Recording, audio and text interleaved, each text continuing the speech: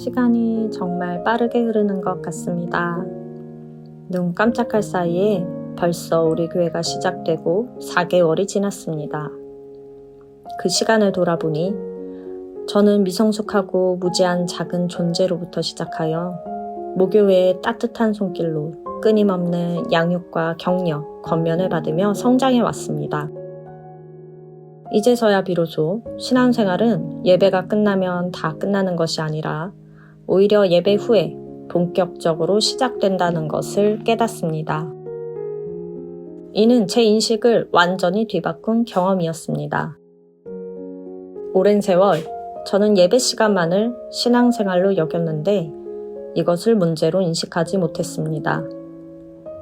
그러나 늘 마음속에는 의문이 있었고 마치 이스라엘 백성이 광야에서 방황하던 것처럼 방황하며 지냈습니다.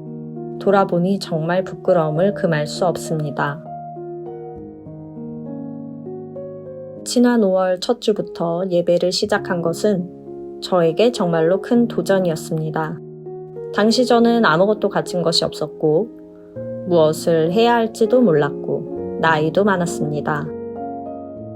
매주 월요일에는 주일 말씀을 다운로드해야 했는데 해본 적이 없어 잘못될까 두려웠고 다운로드 방법도 몰랐습니다.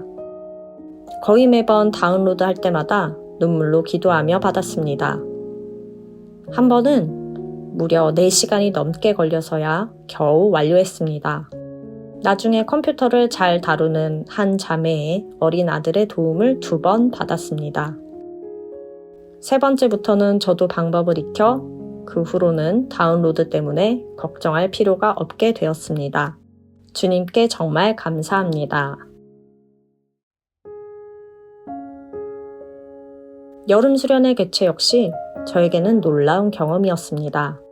이전에는 수련회에 참여해 본 적이 없어 어떻게 해야 할지 몰랐는데 모교회의 격려 덕분에 준비를 시작할 수 있었습니다.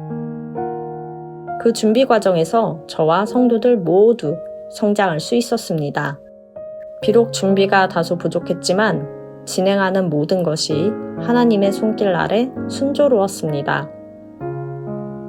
여름 수련회는 성공적으로 마무리되었고 아이들은 하루가 짧게 느껴졌다고 했습니다. 이 과정에서 얻은 가장 큰 수확은 회개와 변화였습니다. 모교회의 말씀을 들으며 저는 신앙생활이 단순히 지식을 쌓는 것이 아님을 깨닫게 되었고 이로써 새로운 단계에 접어들게 되었습니다.